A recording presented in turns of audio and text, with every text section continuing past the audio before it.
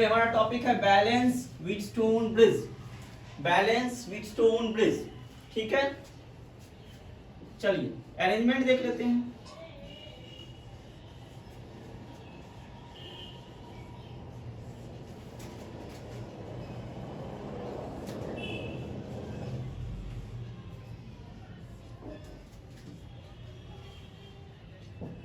Resistor है R1, R2, R3, R4।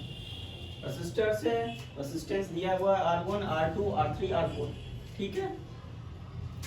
यहां से हमने बैटरी कनेक्ट किया, पॉजिटिव एंड नेगेटिव एंड। यहां से हमने बैटरी कनेक्ट किया, positive and negative and. Resistance R1, R2, R3, R4। ये बीच में गैल्वेनोमीटर लगाया, इसके रेसिस्टेंस को Rg माना। गैल्वेनोमीटर का रेसिस्टेंस को Rg माना। गैल्वेनोमीटर का रेसिस्टेंस Rg। गैल्वेनोमीटर क्या करता है, किसी इलेक्ट्रिकल सर्किट में लो अमाउंट ऑफ इलेक्ट्रिक करंट का रीडिंग देता है, ठीक है। चलिए यहां से हमने बैटरी लगाया, बैटरी का सर्टेन पोटेंशियल माना भी, ठीक है। करंट का फ्लो हुआ high to low potential I, high to low potential I। अब देखो करंट यहां गया, कितने ब्रांचेस, दो ब्रांचेस। हमने माना I1 और I2, हमने माना I1 और I2। हमें कंडीशन प्रूव करना है R1 by R2 equals to R3 by R4 और R1 by R3 equals to R2 by R4। इस दोनों में से कोई कंडीशन प्रूव करना है, ठीक है। चलिए तो हमने माना कि करंट गया I1 और I2, दोनों रेजिस्टेंस इक्वल हो सकते हैं, अनइक्वल हो सकते हैं, कोई मतलब नहीं, ठीक है।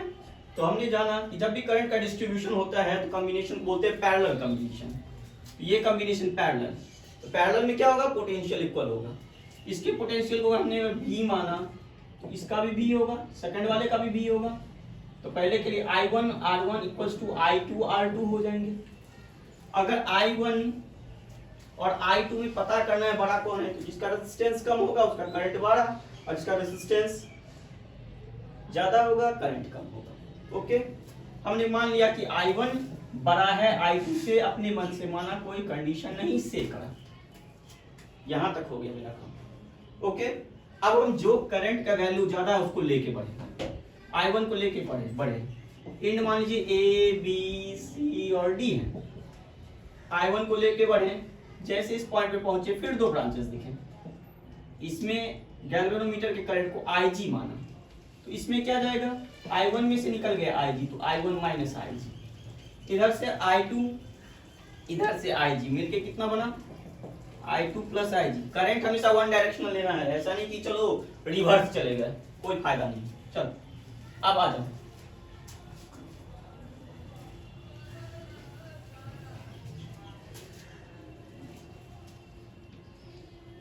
इधर से I1 माइनस Ig, इधर से I2 plus Ig। Net current कितना आया, I1 plus I2, that was I।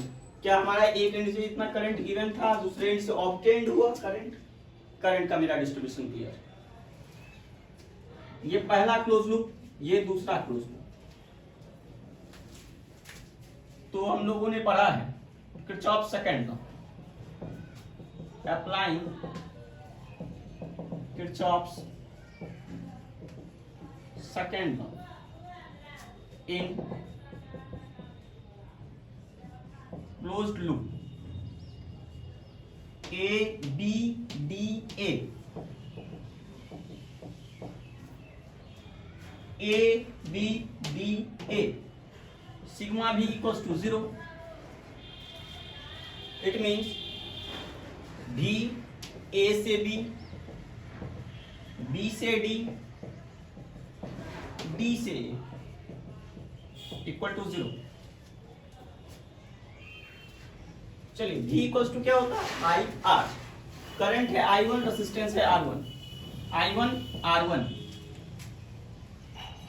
अब देखना कि डायरेक्शन किसका क्या है। चलो देखें इसको क्लॉकवाइज। अगर इन दोनों का डायरेक्शन सेम है तो दोनों का साइन सेम होगा। इधर से चले तो IG RG, और D से A जाना है, करंट का फ्लो A से D है तो minus I2 R2 equals to 0। Order में लिख दें, और I1 R1 minus I2 R2 plus IG RG equals to 0। Equation 1 मान लेंगे इसको। इक्वेशन 1 माना, संदेह दुविधा। चलिए आगे देखें, दूसरा लूप बन रहा है BCDB। BCDB close loop BCDB। इस डाटा को बगल में लिख देते हैं, इक्वेशन 1 को। I1 R1 minus I2 R2 plus IG RG equals to 0। Equation 1। चलिए अब आ जाए, applying Kirchhoff's second law in close loop कौन सा बना? B C D B। B C D B, इसमें भी सिग्मा भी इक्वल्स टू 0। फिर हमने बोला जिनका डायरेक्शन सेम है उनको प्लस ले लें, जिनका अपोजिट है माइनस ले लें। तो चलो आ जाए, B से C करंट का फ्लो, B से C प्लस C से D प्लस D से B इक्वल्स टू 0। B से C करंट का फ्लो क्या है? I1 minus IG, I1 minus IG into resistance है R3। चलो इसका डायरेक्शन देखें, इनका डायरेक्शन देखें, अपोजिट है। तो ये C से D आना था, आप जा रहे हो D से C, तो माइनस दे दो। करंट क्या हो गए? I2 plus IG into R4। और ये फिर क्या था, आपको D से B जाना था, आप आ रहे हैं B to D, minus IG RG equals to 0।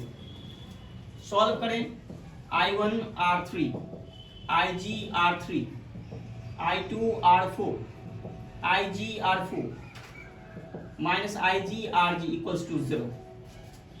यहां तक का मेरा काम हो चुका।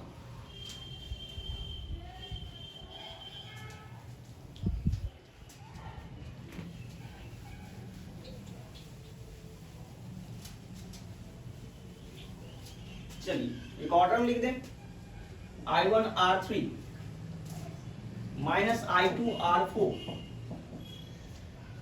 माइनस IG कॉमन ले लें हम लोग, क्या बचेगा? R3 plus R4 plus RG equals to 0। Equation second. अब सॉल्व करें, आप लोगों ने वेक्टर सॉल्व किया होगा 11th में, मेथड देख लीजिए। I1 I2 IG, 3 variables, place sign positive negative positive alternate, determinant भी पढ़ा होगा आप लोगों ने। I1 का कोएफिशिएंट R1, I2 का कोएफिशिएंट माइनस लगा है तो माइनस R2, IG का RG, I1 का R3, I2 का माइनस R4, IG का minus R3 plus R4 plus RG। Solve करने का मेथड इजी मेथड, आपने 11th में वेक्टर में क्रॉस प्रोडक्ट सॉल्व किया होगा, डिटरमिनेंट सॉल्व किया होगा, क्रैमर्स रूल भी पढ़ा होगा आप लोगों ने।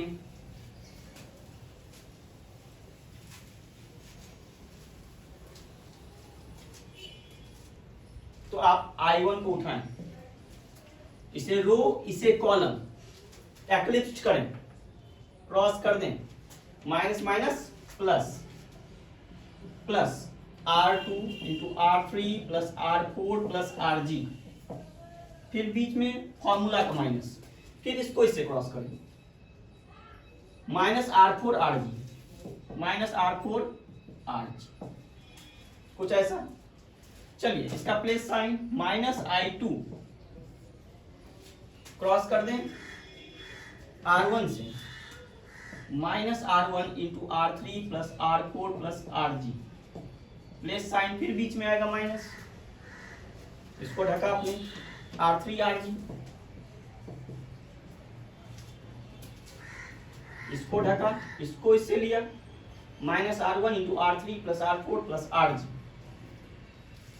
फॉर्मूला का साइन आएगा बीच में माइनस, फिर इसको R3 RG।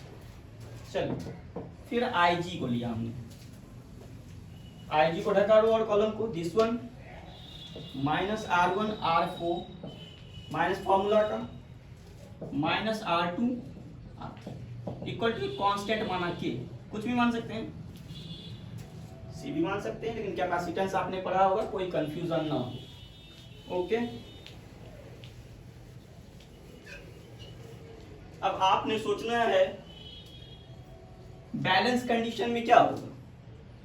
गैल्वेनोमीटर का रीडिंग 0 होना चाहिए, तो गैल्वेनोमीटर के करंट Ig को कितना आना था, 0। तो Ig कैलकुलेट करें यहां से, क्या होगा, K into minus R1 R4 plus R2 R3। Ig का at balanced condition, at balanced condition Ig equals to 0, और Ig का वैल्यू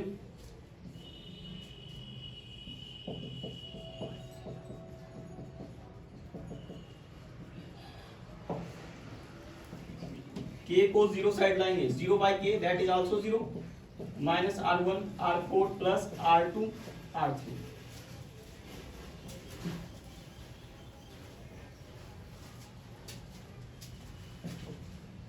फाइनली ये 0 minus R1 R4 plus R2 R3, negative वाले को इधर ले आओ, R1 R4 equals to R2 R3, hence R1 by R2 equals to R3 by R4। आप इसको इधर और इसको इधर भी एक्सचेंज कर सकते हैं, इंटरचेंज कर दें, R2 by R4। Okay, this is the condition of balance Wheatstone bridge, balanced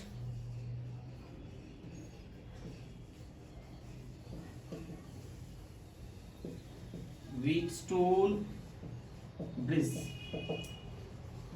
condition satisfied, satisfied। Okay, stop।